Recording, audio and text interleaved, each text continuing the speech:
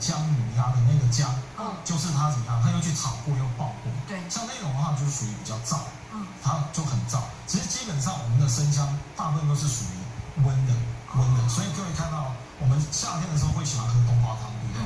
但是冬瓜汤里面一定会加生姜，一定会加生姜，它就是做一个寒凉热的一个平衡。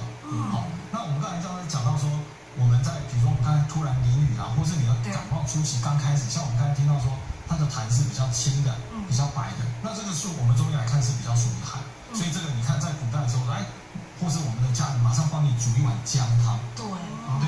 那这个姜汤呢，我们不是用老姜，就是普通的姜就可以了，稍微加一点红糖，然后煮来吃的话，煮来喝就会驱寒，甚至有驱寒降逆止呕的作用，对，是这样子。